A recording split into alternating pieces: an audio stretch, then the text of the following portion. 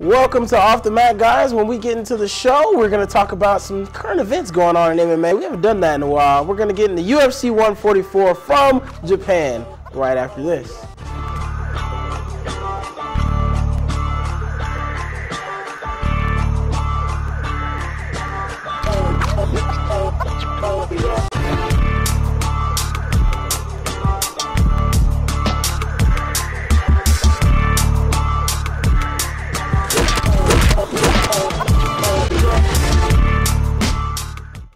Welcome back to Off the Mat. Guys, it feels like I haven't been up here for a while. It just feels like I just have been missing from this so long. We haven't had shows for a couple weeks. It hasn't been a whole lot going on. We've been busy doing other things around the city of Fayetteville, being the famous people that we are. Of course. I'm Bernard Oliver. That's John Arcuyo. Two-man setup today. I kind of feel like we're on PTI right now. That's right. Well, a little bit nostalgic back in the old days. A little throwback episode. A little throwback. Not too throwback. Not fake flower throwback, but little throwback. Not cage around the back setting throwback. We're not going that far back, but yeah, man, it feels good to be back doing Off the Mat, man. Jeremy going off doing bigger, better things. Brett, don't know where that guy is right now. He's missing this time, huh? I heard I was missing too. Was I missing last time? Well, now you're found, obviously. All right, guys. Well, there's our welcome.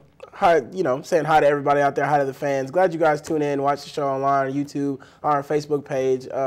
Just glad you join us every week that we're up here. We're gonna get right into it. Some current events going on. We haven't talked current events in a while. So let's go to boxing right now. We're gonna talk a little boxing. Mr. Derek Chisora disrespecting just everybody he comes in contact with. He disrespected Mr. Hay, the Klitschko brothers, spitting water in the Vladimir Klitschko, and slapping Vitaly. Just an all around. What do you call the opposite of a class act? I don't even know what you call that, but that's what he is. A slumlord, maybe. Class clown. Gutter trash, maybe. I don't know. He's trying to make a name for himself and doing it by the way of getting in people's heads or being that bad guy, jumping in the face of these cameras and making a name for himself the bad way. They say any press is good press, but it's not always going to work out in your favor. The thing with this is it's like a phase. You see these boxers, they try and come in, make some kind of name for themselves, a couple wins, 9 KOs I believe he has under his belt, and going up against a guy who has 40 for his career. Mm-hmm. That's more than most people have fights for their career. Klitschko wasn't having any of it and certainly made him pay for those words. Yeah, I didn't get to see the fight, but to do all that trash talking and then lose the way that he did, spitting in the face of his little brother. I know he said that it didn't end the way that he wanted it to, but he got justice was served. So I don't really know what to say about Chisora. David Hay, seeing Hay try to knock this guy out when he comes out in the crowd, rushing him in the crowd. The press is back there taking pictures of him rushing Hay. I wish Hay would have fought Klitschko like that. Maybe we would have had a better match in our hands. Then maybe I wouldn't think he was a sissy. But he ran every round until the last 10 seconds, and then he tried to throw punches. And I was like, if you throw those punches throughout the round, you probably beat the guy. You probably beat a legendary Klitschko brother. But anyway, that's in the past. Maybe they'll get a rematch somewhere in the future. I don't see that happening. But, Hay and Chisora in the future, I really would like to see that fight. I think there'd be a lot of bad blood going in there. Wasn't really a sucker punch that he threw at Chisora. He knew it was coming. He charged him. Then Hay charged him with a tripod. I think he was really legitimately mad at the guy. I don't know that Chisora said he was going to shoot him, and all this kind of stuff. It's just a bad look. Well, it's not good for the sport. We're losing that aspect of these classy, athletes going out there and just putting on a show for fans. It's all about money. It's all about some kind of given respect or earned respect when they haven't even earned it. But that's the problem with boxing right now. They can't get these big fights together. They can't get these weight classes together. It's just a mess, and boxing is really suffering. Boxing fans are really suffering due to it. Definitely, and I look at this and I'm like, man, there's a noise talk, and there's noise and trash talk, and then there's that, and there's just acting like thugs outside. You're just acting like somebody who wants to be in a fight all the time. You're not really being an athlete. You're being a thug, and I really don't like to see that kind of thing. But moving on, we're gonna move on to talk about this very quickly. just because every time you talk about boxing, you got to talk about Pac-Man and Mayweather. I call it a non-existent existence because there's definitely don't see it happening anywhere in the near future. Mayweather is fighting another person. Pac-Man is showing off his new Lamborghini on his Facebook all the time. So I was like, I guess you guys aren't really going to fight. You aren't even really acknowledging it to fight anymore. And Mayweather is saying, well, this, and that is the reason we're not doing it. I don't want to hear that. I want to hear we're fighting on this day. That's what I want to hear. There's always reasons not to fight. Trying to save some kind of reemergence of boxing with this super fight. The longer you make fans wait, the more likely it is that you'll gain their fanhood But back. don't you lose interest, though, when you do Agreed, that kind of and thing? it's a double-edged sword. That's the situation they're running into. They can't seem to agree on some kind of circumstance. Mayweather with his legal trouble and Pac-Man. These guys are the furthest, it seems the furthest away that they've ever been to coming to agree to a fight. And it's just disappointing for the fans. These guys have been offered a bigger payout than has been created, okay? And all this trash talking, it's for nothing. And it's just getting to be annoying in the sport, and it's upsetting because it would be a great fight, and it's exactly what the fans want to see, and unfortunately they're not going to get to. Yeah, not going to talk too much about that. I just wanted to shed some little light on that for those people who are out there asking. We get people sending us messages on Facebook and that kind of thing. Yeah, what do you guys think about Pac-Man? Yeah, it's not going to happen. Well, moving on to our last current event before we go into break. Nick Diaz retiring. Drug test puts him out for a year. Failing a drug test. This guy, I don't know what to say about Nick Diaz. I am the hugest Nate Diaz fan. And recently, the last year or two, I've become a huge Nick Diaz fan. With him winning his last string of fights in Strikeforce before coming to the UFC. But I can't get behind him with something like this because you lose a fight, and the way you react is almost like you're a spoiled brat, kind of. It's what I see him doing. He loses a fight. Oh, I'm going to retire. These guys don't know how to fight in the UFC. I'm going to leave. Like, I just don't agree with that kind of thing, and it really makes me look at him kind of differently. I read an article today, actually, where he kind of spoke on it. He kind of opened up the world of what was going on in his head, and he's kind of like, well, I haven't really sat down and thought about what I'm going to do. I haven't talked about boxing. I don't know if I'm going to go box. I don't know if I'm going to come back to MMA. He's just, he's kind of like, hey, I'm still going to be here, but, maybe I overreacted, but I don't know what I'm going to do yet. Well, I think that's exactly what it is. You come off of a decision in a championship fight, the chance to, elevate his career higher than it's ever been before.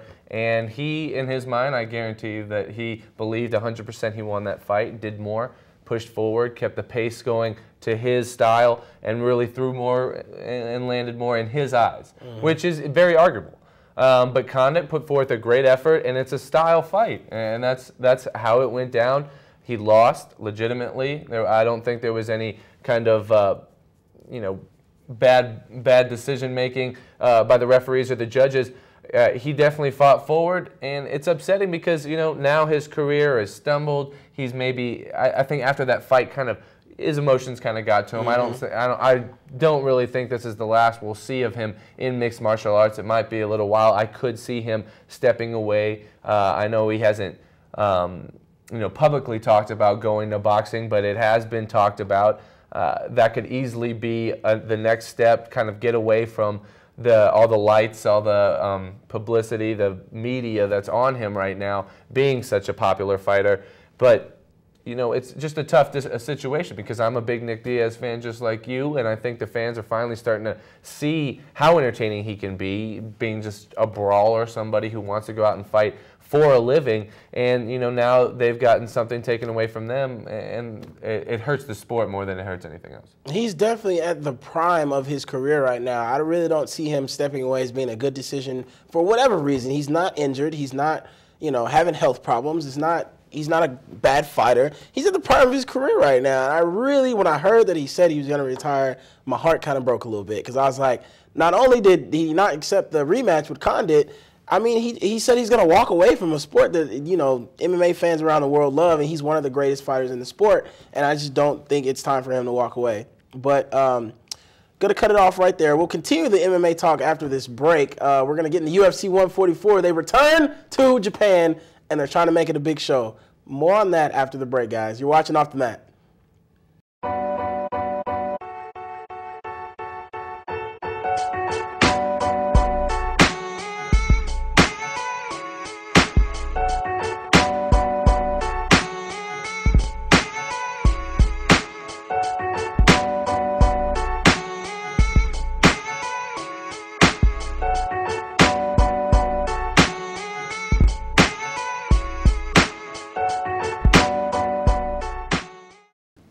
Welcome back to Off the Mat, guys. I'm Bernard Oliver. That's John Arcuyo. Two-manning it up here, PTI style. How you doing, John? I'm doing just fine. I'm doing good, too. Doing good. Okay, we're going to get into UFC Japan right now. This is a huge event for so many reasons. You have, the guys are returning to Japan. Haven't really had a whole lot of shows out of Japan that kind of match up to the old school Pride shows that they used to have back in the day. Heard they're going to make it a 4-hour presentation. So looking forward to see what they're going to do with UFC and the UFC Japan event they're having. What an amazing card. And we look at the fights that we're going to talk about today, and, I go to make our honorable mention fights that we're going to mention, and I'm like, man, the entire card made the honorable mention, but just because you have to say something about every fight, because across the board, Dana White, the Fertitta brothers, everybody that has anything to do with scheduling these fights, have really brought out the greatest Japanese fighters in the sport today, as well as some legends, as well as non-Japanese fighters to fight these guys over in Japan. And it's not something where they set up, the Japanese fighters to do good. It's something where you are going to see brawls and fights out of both athletes in every fight, and it's gonna be an amazing card. Absolutely, I totally agree. And you see that the UFC is making these strides to kind of push forward, and they have huge events this year. Signing this deal with Fox, we've got several cards in Rio, which is huge for the sport, and now making their presence known in Japan with this unbelievable card. 7 fights on the main card alone. I think it's going to be extremely entertaining, and like you said, young up-and-comers, a lot of great talent is going to be going into this card and really going to boost the excitement and boost the overall kind of gravity that the UFC is kind of surging with, pulling all these fans from all around the world, and taking over Japan is another huge market. We talk about how Rio, Brazil puts out the main kind of part of the UFC, the most seasoned fighters, that whole system. And now Japan is not far off. Mm-hmm. Pride being there, it's huge to have a big card going in. Definitely. And, going into the fights here, we have Anthony Pettis versus Joe Lauzon. Now, I'm really excited about this fight just because I'm still kind of hurt for Pettis when he comes from the WEC, gets his belt stripped from him, and is kind of just thrown in with the rest of the guys in the weight class. But Pettis is still a great performer. He's still that guy that jumped off the cage and kicked Ben Henderson in the face to end his last fight in the WEC. Versus Joe Lauzon, a guy who came out and upset Melvin Guillard, came out and he is one of the better fighters in that. He's one of the top tier fighters in that weight class, basically. Pettis Lauzon, what can you say? I say it was epic. It's an epic matchup. It's something that really deserves to be on the main card. But there's so many fights on this card, I can't fault them for putting it on the prelims. No, absolutely not. This is going to be so exciting. Like you said, Lauzon coming off a very entertaining win.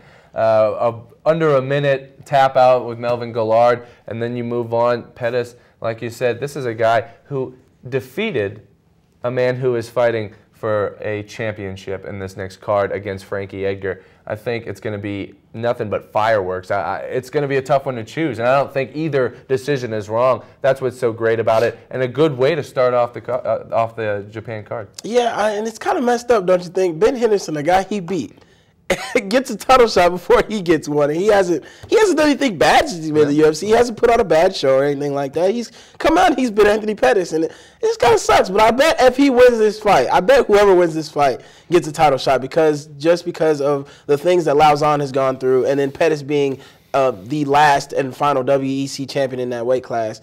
I really think whoever wins this fight is going to get a title shot. I see it coming. I'm telling you right now. I really feel like that is the match to make the #1 contender for the next bout for that belt. We're going to move into our picks right now. John, who you got? I love Joe Lauzon, especially he displayed his skills on the ground to me in his last fight. But right now, I think Pettis has more to prove. I think this is a stepping stone. He is very talented, and like you said, having his belt stripped, he's proved that he can fight that elite level and move forward. And like we've said, Joe Lauzon, he's got quality wins, big names on there, but not those top-tier fighters. I haven't seen it just yet, and I think it's going to be a great fight. It's going to go to the cards, this one, and I think Pettis takes it. That's a very valid argument there. I'm gonna have to go with Lauzon though, because as much as people say that they have not seen him fight those top tier guys, he's come in again and again and again, and he's proved every time people look down on him, every time people are like, Melvin Guillard is gonna knock him out. This guy comes out, rocks Melvin Guillard, and submits him in the same minute. Like I can't go against him in this fight. I love Anthony Pettis. It's very hard to pick against somebody like Pettis because his striking is on the level that it is, but I agree with you on the decision. I think Lauzon's going to take it by decision, though. Moving into our next topic, Hunt versus Czech Congo. Now, this fight excites me just because you have Czech Congo, a person who is looked at as one of the most. His physique is looked at as one of probably the greatest physiqued person, if that's a word, physiqued, in the UFC. He just looks like he was carved out of bronze. He's a Greek god carved out of bronze. And then you have Mark Hunt, one of the premier KO artists from the early days of MMA. One of the guys, he still has a very hard chin, still has some good striking. Maybe he needs to be a little bit better in shape to fight Czech Congo. But it's just seeing this fight, when I saw it, I was like, eh. But the more I thought about it, I was like, this is a good fight. This is something that will challenge Czech Congo. And, it might put Mark Hunt back on the stage of being one of the top contenders in the heavyweight division. Well, when you go with a fight like this, it's all, two great strikers. Congo has got devastating kicks. Mark Hunt, also a kickboxer, a kickboxing background. I think that, unfortunately, we saw Mark Hunt versus Rothwell before he came out with a win, but it was a very sloppy win after the first round. Seems like they were both gassed, and it really wasn't very entertaining. And I don't think he's going to be able to do that with Czech Congo, because Congo will keep the pressure on, and he has a lot more length than Rothwell, and I think that he can use that to his advantage. Those kicks can be very devastating, especially as the fight progresses and you get to a second and late third round. I think that Congo will, gain an advantage. All right, definitely going into our picks. We're going to go right into our picks off of that then. Who you got, John? I'm going to go with Czech Congo. I think he comes back and he gets himself back in the right track. The only reason I'm going to agree with you, the only reason I'm going to go with Congo, well, one of the main reasons is because of his youth. His youth Mark Hunt's just not as young as he used to be. He's not the Mark Hunt we saw from one of the most epic slugfests ever against Ray Sefo. He's not that Mark Hunt anymore, just solely based upon his age. And I have to go with Czech Congo because he's younger, he's longer, and I feel like he's going to be able to last a little bit longer than Mr. Rothwell did last time. Let's not forget about that chin. He can take a hit. He can be on Dream Street and still has that muscle memory to finish out a fight and save himself. I'm gonna have to go Czech Congo. I don't want to say KO because he has that chin, that legendary chin. I'm gonna have to go with a decision. Do I want to do that? I guess I'm gonna have to go with a decision by Czech Congo by decision in that fight. And off that, we're probably gonna go to a break. Let's go to a break right here. When we get back, guys, we're gonna talk about Ryan Bader and Rampage Jackson and Edgar versus Henderson, the main event. Frankie Edgar and Benson Henderson right after this. You're watching Off the Mat.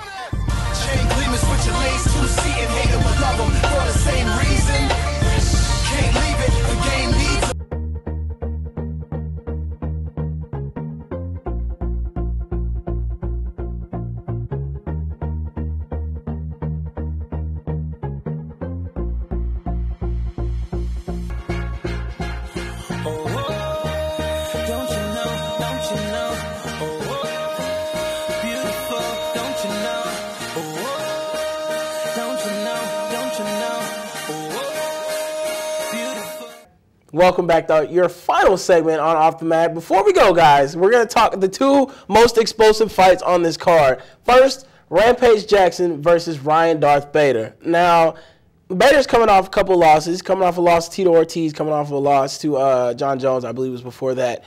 And you kind of have to question where he's at right now. He was undefeated. He loses two fights. He almost gets KO'd by Tito Ortiz, and Ortiz takes the submission just to add insult to injury.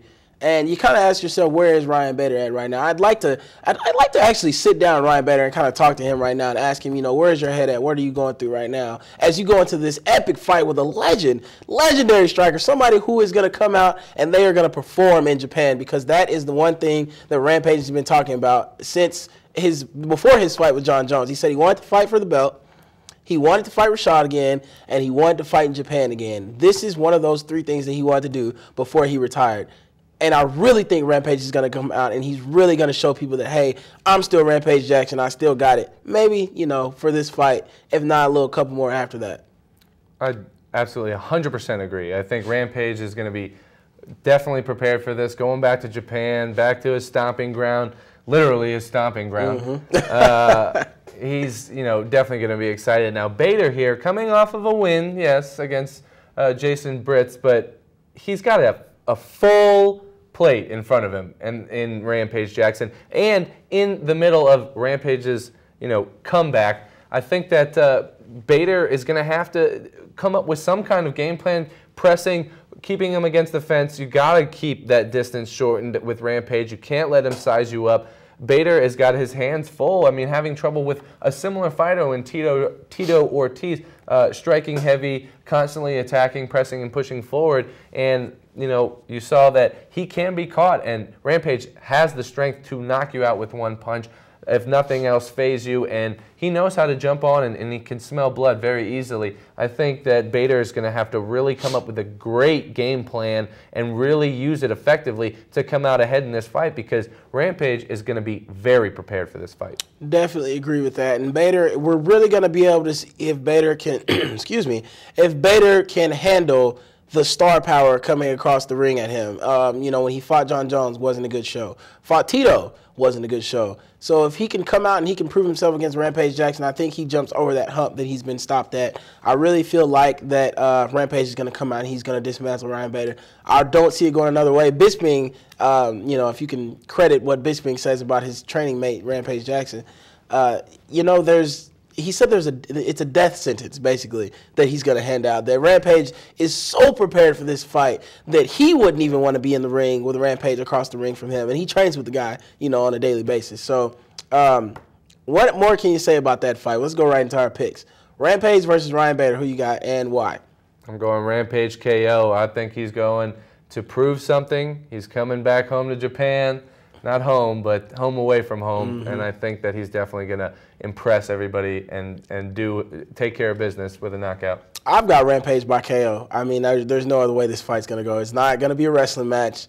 It's going to be a KO. It's going to go either way, and I think Ryan Bader, I don't think he has the moxie to take out Rampage in Japan in front of that crowd that absolutely loves him. I got to take Rampage by KO.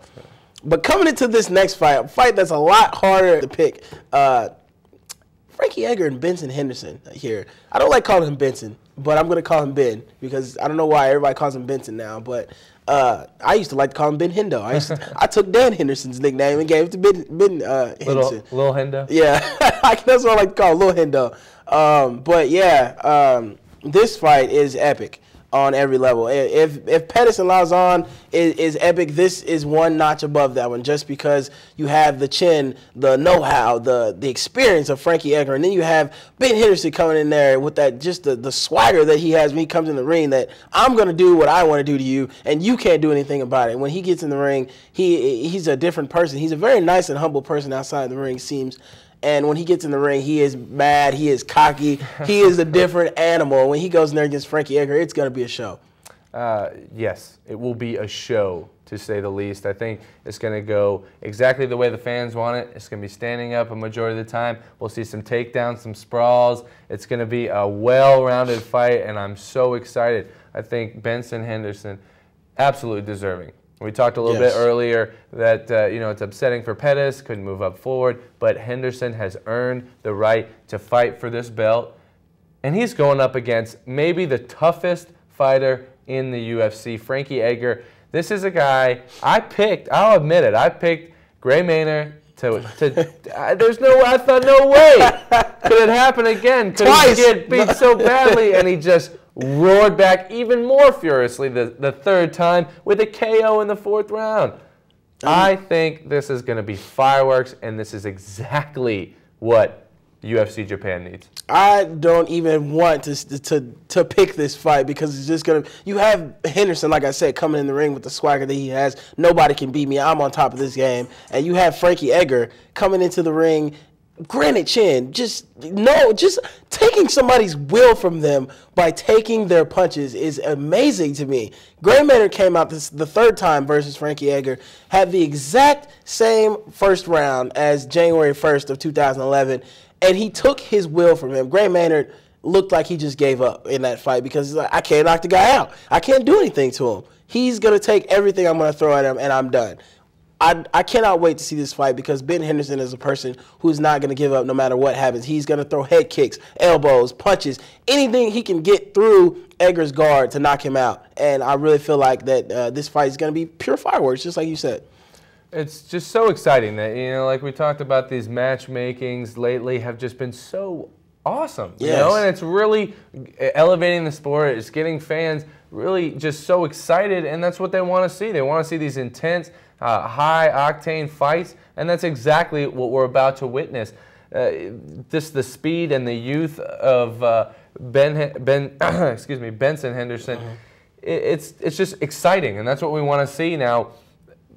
I have gone against champions in the past. This time I can't do it. Seeing Frankie Edgar do what he has done in the past, how hard he fights, how much heart he has, it's got to be bigger than the normal human heart. I'm sure he's got like a horse heart. But it's just fantastic to watch. And, you know, Henderson, I think if this fight was maybe 4 years from now, I'd be going with Henderson. But Frankie's still in his prime, and Henderson not quite to his prime just yet. And I think that Edgar's going to have this fight. It's going to the cards. I don't see this being a knockout. I see it fighting 5 rounds. It's going to be exciting. There's going to be blood everywhere. I'm sure Frankie's going to be covered in blood, but somehow he's going to find a way to win. This is going to be like Leonard Garcia versus the Korean Zombie. This is going to be a slugfest into the end, and I feel like it's going to go to the 5th round, but it's not going to be a boring 5th round. It's going to be a 5th round ending with these guys standing toe-to-toe slugging, but I got to take Frankie Edgar, man. I got to take him by decision just because I've seen how he is. Ben Henderson, it's not far-fetched to say that he's going to win, that he could win. No, it's not far-fetched at all. But I picked against Frankie twice. One was a draw, and one he won the fight very handily. So in his last 2 fights, so got to go with Frankie this time, and I'm going to take Frankie by decision, by split decision. Oh yeah, well, that's what I love about this is people, fans of the sport, people who follow it very closely, the bookmakers, everybody knows that this is going to be a hard one to choose. So that's all you can ask for as a fan of the sport. Who you got? I'm going with Frankie Edgar. Unanimous. Unanimous.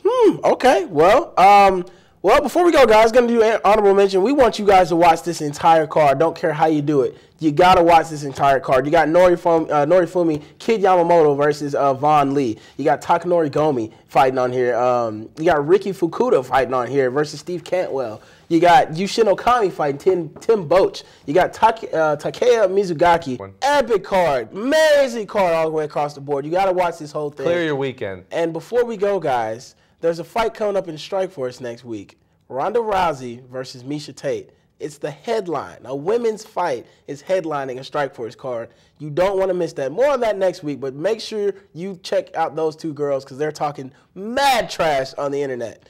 For John Arcuyo, I'm Bernard Oliver. This has been Off the Mat. Until next time, guys, we'll see you at the fights.